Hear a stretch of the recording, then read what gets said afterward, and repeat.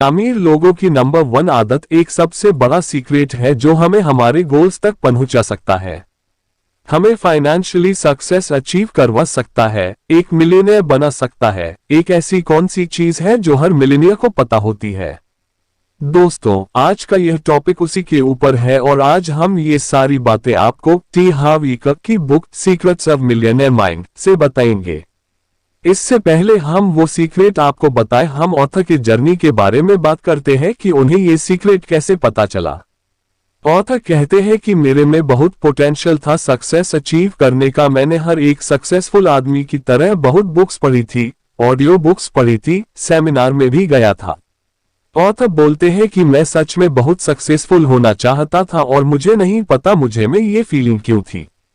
शायद मुझे पैसे चाहिए थे या मुझे फ्रीडम चाहिए थी या फिर शायद मैं अपने पेरेंट्स के नजरों में एक अच्छा बेटा बनना चाहता था और इसीलिए मैंने बहुत सारे बिजनेस स्टार्ट किए थे और वो सब के सब फेल हो गए थे।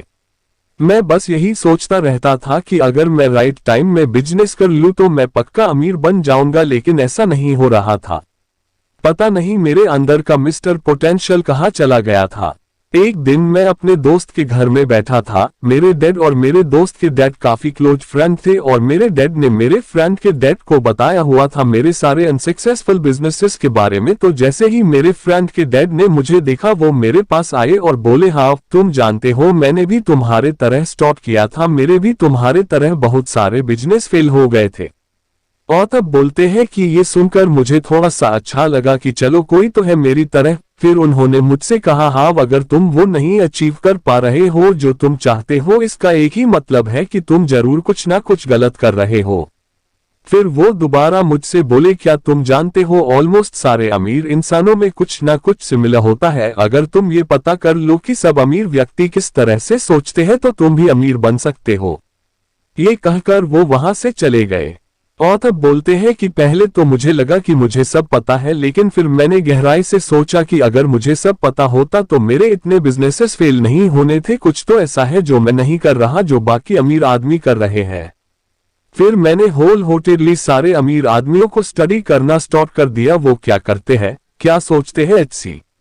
और फाइनली मुझे पता चल गया कि अमीर आदमी क्या अलग सोचते हैं एक मिडिल क्लास और गरीब लोगों से। और फिर ऑथर ने एक इम्पोर्टेंट फॉर्मूला डिस्कवर किया और सब अमीर लोगों का सीक्रेट बताया और वो था प्रोसेस ऑफ मैनिफेस्टेशन। इसे कुछ इस तरह से लिखा जा सकता है, यानी हम अगर अपना थॉट्स चेंज करते हैं तो हम अपनी फीलिंग चेंज कर सकते हैं, और अगर हम अपनी फीलिंग चेंज कर देते हैं तो हम अपने एक्शंस को चेंज कर सकते हैं, और अगर हम अपने एक्शंस चेंज कर देते हैं तो हम अपने रिजल्ट अचीव कर लेंगे।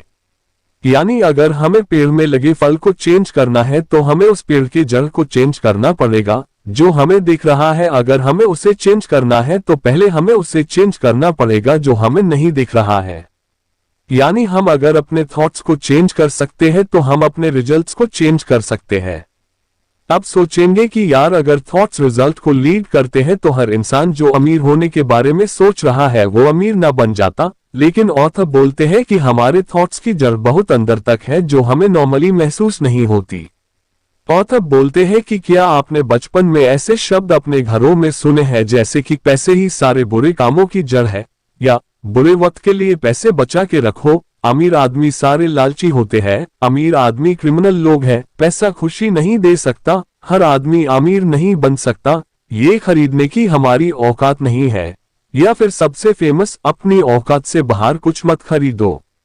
ऑथर बोलते हैं कि अगर इनमें से कोई भी सेंटेंस बचपन में बार बार सुना है तो अनफॉर्चुनेटली बचपन में ही उन्होंने हमारे थॉट्स पैसे के लिए चेंज कर दिए गए हैं।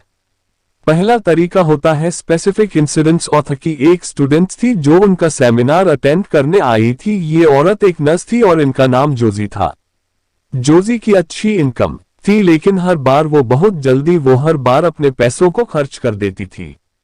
जब ऑथर ने उनसे उनके लाइफ के बारे में पूछा तो जोजी ने बताया कि जब वो 11 साल की थी तब वो अपने पेरेंट्स और बहन के साथ एक चाइनीज रेस्टोरेंट में डिनर करने गई थी, और उस वक्त उनके डैड और मदर के बीच में हर बार की तरह पैसों की वजह से लड़ाई हो रही थी। उनके डैड बार बार खड़े हो रहे थे, चिल्ला रहे थे और टेबल पर मुक्के मार रहे थे।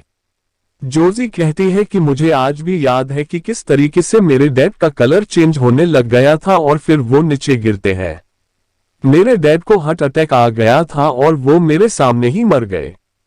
ऑथर बोलते हैं कि इस इंसिडेंट के बाद से जोजी ने पैसों को डक के इमोशन के साथ जोड़ दिया था और हर बार जब भी उन्हें सैलरी मिलती थी तब वह पैसों को जल्दी से खत्म कर देती थी क्योंकि उन्हें पैसों से छुटकारा पाना होना था।